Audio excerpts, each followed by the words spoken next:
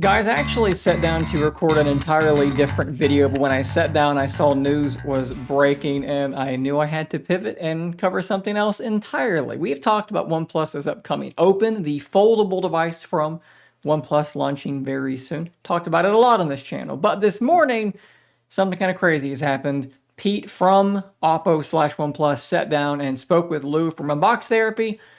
And they pretty much just talked about the device and unboxed it. Now, it is disguised in a lot of places, so that is definitely still, trying to keep some secrets there, not fully unveiling the device. But we just learned a ton about this device. The first thing I'm going to say is I'm going to drop a link below to the full video from Unbox Therapy. Go watch it yourself. I'm not going to include everything in this video about their video, so go watch their video.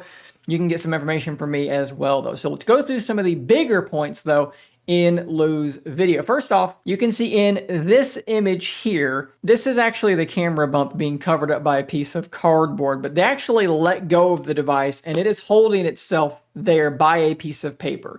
This thing closes apparently very tightly. Lou calls it the tightest hinge that he has ever used. You can see here, it is quite thin, actually. It's a pretty thin looking device to me. Of course, that camera bump might be fairly large. We've seen it in renders, but covered up there looking fairly large. They say they have over 600 patents on hinges alone. I think they said like 32 more for this device and versus the Oppo Find N2, and it's actually got fewer components, so it's lighter. That also means fewer things to potentially break. If we go down to this next set of images, it of course does fold totally flat. I like how it's got kind of like a chamfered edge there inside. That's pretty interesting. Looks like a couple of speakers there on the bottom as well. And another good look at that hinge mechanism. Looks very similar to a lot of other folding devices in terms of their hinges. Now, we did also get this look at the back of the device. And I want to ask you guys, now that we're seeing it like this, which render looks more correct? It is getting very interesting. It kind of does almost look like it's a little bit in between the both, right? Here's my really quick attempt at kind of overlaying these two things. Look at the edge there and the edge there on the shorter, squattier one. And then look at these two here. Of course, they're not quite lined up the same. It's a little bit different. But that looks to be maybe not quite right, guys. Again, it looks, I know it's an optical illusion. This camera makes it look really short and wide, but when we compare it to this stuff, it looks pretty close. Maybe a little bit like in between the two. Kind of funny that we're still unsure exactly which render was correct, but that definitely is an interesting look. They also say that they're working closely with Google to make sure that apps adapt well from one screen to the other. Perhaps they're going to be using similar settings to what Google has in the Pixel Fold. Using what Google has built for their devices is probably a smart and easy thing to do as well. We have the alert slider, which I'm really happy to see as well. Looks like a volume rocker and a side-mounted fingerprint scanner there. Again, camera bump being covered up. They also say this device is jointly developed between Oppo and OnePlus. Of course, Oppo's made the Find N and Find N2. This is OnePlus's first foldable device, but they say, hey, OnePlus is good at certain things, Oppo is good at certain things.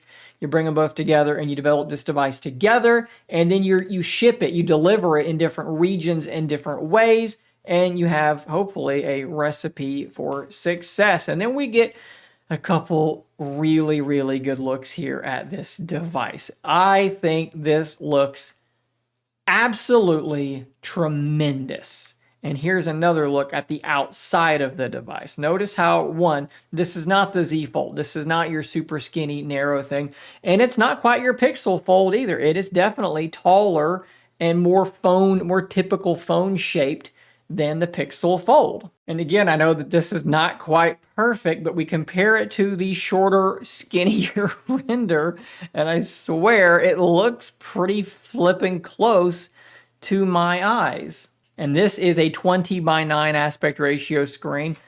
That looks pretty close to 20:9. It's a little bit taller than 2:1. Makes sense to me. And what else makes sense to me is that Samsung needs to be a little bit concerned because this device is rumored to have top of the line specs on the camera, on the battery, on the 67 watt wired charging, bigger battery than Samsung has. It doesn't have that skinny, tall cover display, and the rumored price being around $1,500, coming as soon as I think October the 19th, if I'm remembering correctly, was the rumored date that I've been hearing.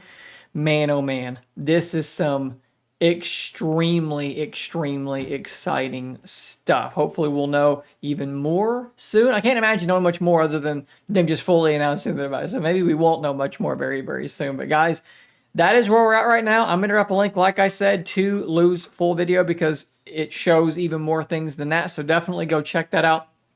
What do you think? Let me know in the comments down below, guys. I'll see you on the next one. Until next time, stay nerdy, man.